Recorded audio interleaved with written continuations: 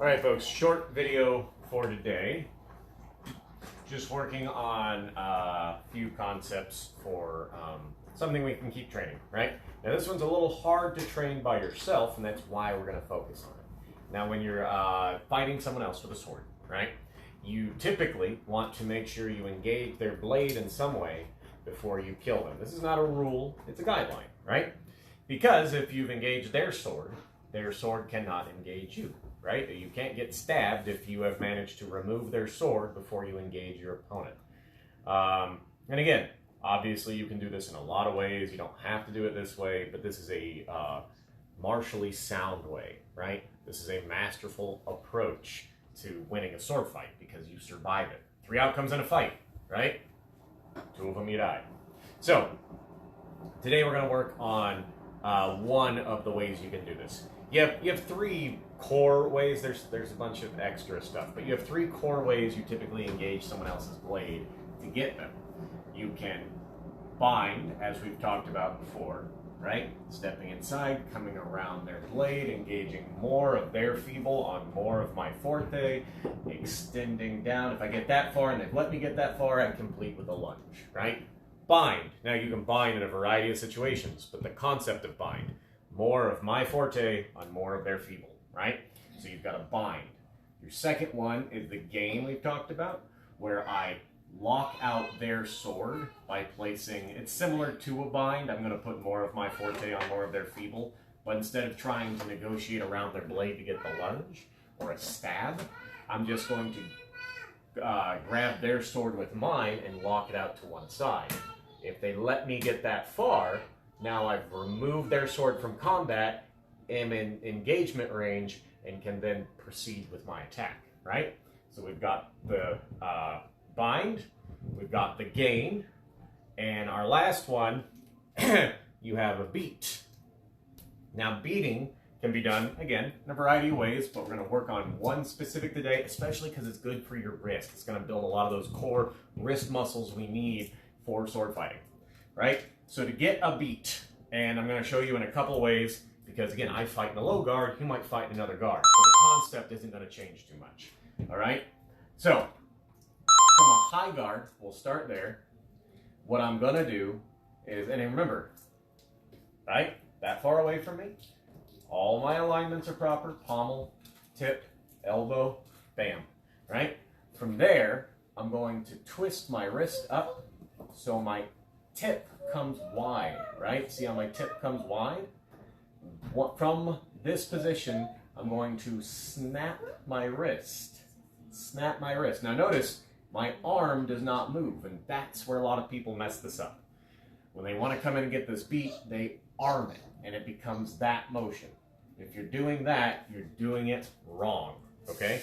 We are just going for a beat, not a, modified gain. So, again, from here, tip comes out, tip snaps in.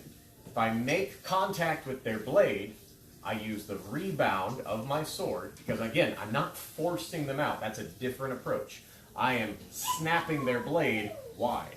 So if I get to that part and I land it, I use the rebound of my own sword to become a lunge, and I put my off arm wherever their sword happens to be, right?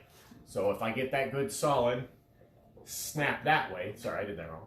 Good solid snap that way, blade goes that way. I'm going to lunge in, putting my arm in wherever I think they're most likely going to counter. So one more time, just to show you the mechanics of the hand. From a high guard, palm comes up, tip comes wide, sword snaps across, I extend into my lunge if I make it. There's another step we're going to add, but first I'm going to show you how to do it from another guard. So again, I fight in a low guard, right? From a low guard, the same mechanic's going to happen, but instead of happening with palm up and then going through the arc, that's too much wasted time. What I'm going to do is I'm going to raise my sword as I bring my palm up. They're going to happen in one motion. Boom. Now I'm aligned already, right? Common mistake, and we all do it sometimes, is instead of getting that motion, you get that motion. See that huge arc? Feels like it generates a lot of energy. And truth be told, it does generate a fair amount of energy, but at the cost of a huge telegraph, right? isn't worth it, and you can get plenty of energy by getting that initial there and then your snap, right? So,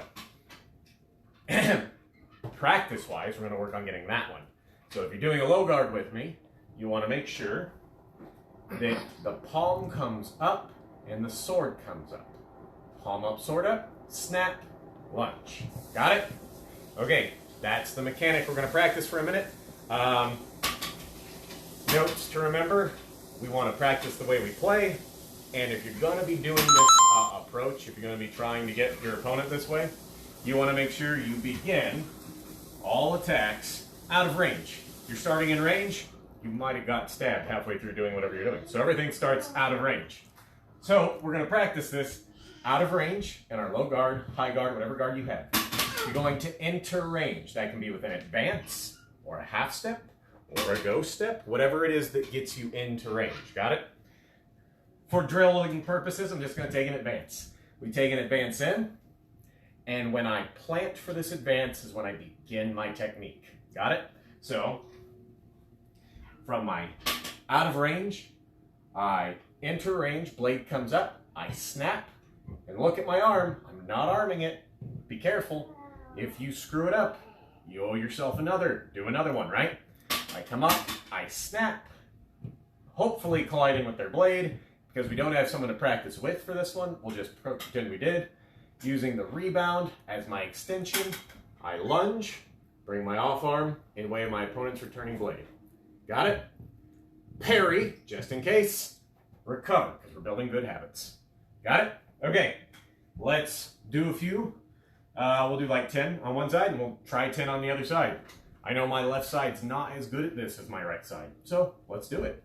Okay. Out of range. I enter range, my blade comes up, I snap, using the rebound, parry, recover.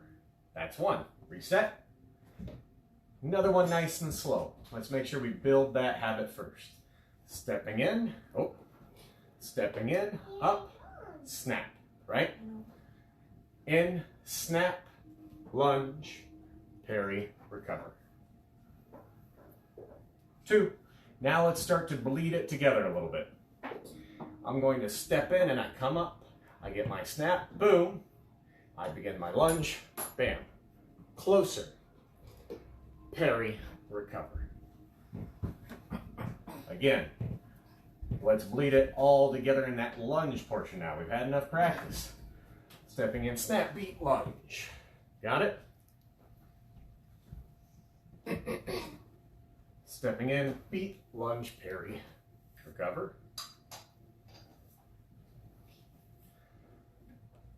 Stepping in, beat, lunge, parry, recover. Stepping in, beat. I didn't like that one. I owe me another. Stepping in, beat, lunge, parry, recover. And again, this is going to be challenging because there's no one you're actually rebounding off of. You're having to build that forearm muscle to get that snap in and making sure it stops. It doesn't go all the way out. 3 more. Stepping in, beat, lunge, parry, recover. Now let's take that hesitation out of the lunge. You hit him or you didn't, right? Stepping in, beat, lunge, parry, recover. Stepping in, beat, lunge, parry, recover. Last one. Stepping in, beat, lunge, parry, recover. All right. See how much we can do with our left side. I know my left side's not my best. On guard.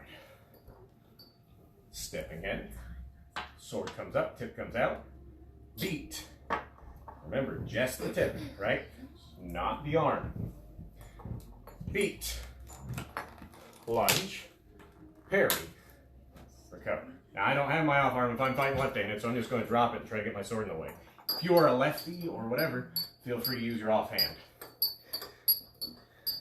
Let's get another one nice and slow. I enter range, my tip comes wide. I snap. Using the rebound, I extend into my lunge, I then parry towards my opponent's blade, recover out. Got it? Let's see if we can start bleeding all that together. I step in, snap, lunge, parry, recover. Step in, up, oop, I didn't like that, let's do it again. Stepping up, snap. Oh, see that arm, how I armed it? It's my left arm. It's not as strong as my right arm, right? I don't use it as often, and I broke it when I was younger. It's never quite been the same. All right. Stepping in, snap. That was good. Lunge, parry, recover. Stepping in, snap, lunge, parry, recover. Almost got it, almost got it. Let's keep going. Stepping in, snap, lunge, parry, recover.